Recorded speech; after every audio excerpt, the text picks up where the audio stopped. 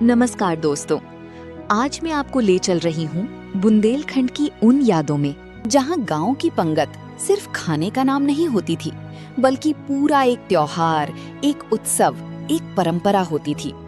जब शादी ब्याह या कोई बड़ा अवसर आता तो गांव के बुजुर्ग फर्द बनाते, न्योतौआ निकलते और पूरे गांव में गूंज उठता, चलबो होए।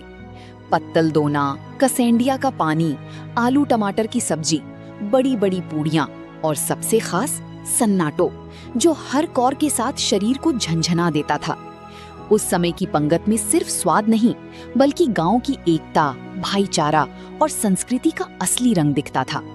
तो आइए आज की इस ब्लॉग में हम याद करते हैं वही पुराने दिन, वही गांव की पंगत और उसका अद्भुत अनुभव। साहित्य के मंच पर बुंदेलखंड की गांव की पंगत का वर्णन कर रहा हूं। पहले किस प्रकार समूह भोजन होता रहा।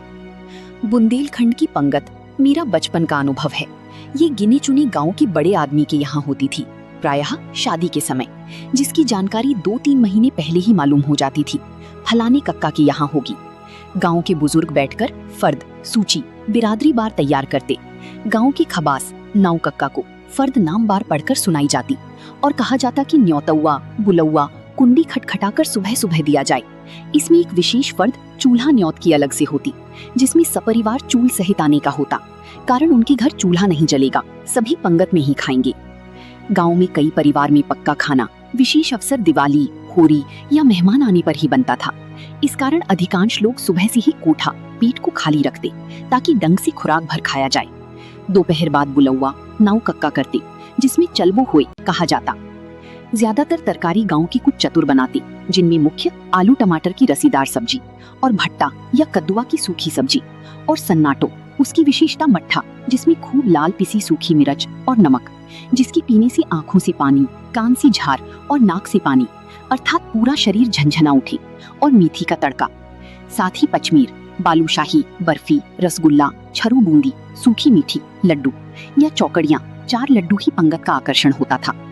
शाम को छुलपटे, गौधुल बेला में इकट्ठा शुरू होना, और जब सब आ जावे तब चतुर गांव की बैठाने की व्यवस्था में बिछाई बिछाकर बिरादरीवार बैठाती और गांव में गिनी चुनी परसैयानी ही खाना परोसती।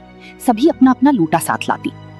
सबसे पहले पत्तरी और दुनिया परोसते, फिर एक कसेंडिया से पानी लेकर जल जल बोलकर निकलते। सभी लोटा भरकर अपने अपने पत्तल दुनिया छींटा से धो लेते। अब सबसे पहले नॉन अथानो, फिर रसीदार और सूखी तरकारी, फिर लुचई, वे भी 4-4 परोसी जाती। अब मिठाई की टीम निकलती और क्रमवार परसते। यदि पचमेर तो 5 या चौकड़ियां तो 1 लोग। अंत में सन्नाटों के साथ एक पिसी शक्कर लेकर साथ परसते। जब पूरी पारस हो जाती तब पंडित जी भोजन का भोग भगवान को सुमिरकर श्री गणेश कहते। ये बात ऊंची आवाज में बोली जाती और पंगत शुरू होती। इस पंगत की विशेषता सिर्फ चरबर की आवाज ही सुनाई देती थी, पूरा ध्यान खाने में। यदि कोई बोलता तो घूर कर देखते। बुंदेली में एक कहावत है, बुंदेलखंडी खाने और मारने में पीछे नहीं रहत।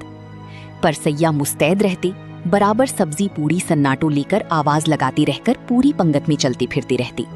जब डकार आने वाली होती तब सन्नाटो या तो पीते या पूड़ी मीड़ कर खाते।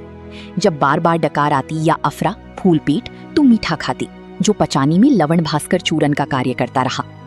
ये सब देखा है। जो पूड़ियाँ बनती थीं आज की पूड़ी की चौगुनी बड़ी होती थीं। उन्हें बड़े बड़े छाबा बड़ी डालियां में एक के ऊपर एक रखी जाती, जिन्हें दबाकर रखा जाता। वे नरम और गर्म ही निकलती थीं। जिस कोठी में रखा जाता उसका इंचार्ज एक सयाना होता, जो भोजन सामग्री निकाल कर देता, जिससे साफ सुथरा और पाक साफ रहे। इसी भंडारी घर नाम से जानती रही। एक बुंदेली गीत भी याद आया, न्योतो मार लेत है भूखन, बैठी बैठी झूकन, कहत बहोरी मरन चाहत है, मुंह लागो है सूखन, न्योतो मार लेत है।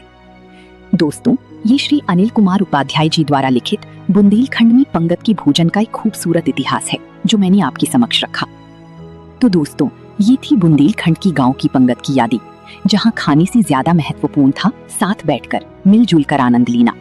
आज भले ही समय बदल गया हो, लेकिन उस दौर की पंगत का स्वाद, अनुशासन और अपनापन आज भी दिल में ताजा है। अगर आपको ये वीडियो पसंद आया हो तो इसे लाइक और शेयर जरूर करें, और ऐसी ही बुंदेलखंड की संस्कृति और लोक परंपरा से जुड़ी किस्से सुनने के लिए हमारे चैनल बुंदेली लहर को सब्सक्राइब करना ना भूलें। धन्यवाद। फिर मिलेंगी अगली वीडियो में बुंदेलखंड की किसी और खास परंपरा के साथ।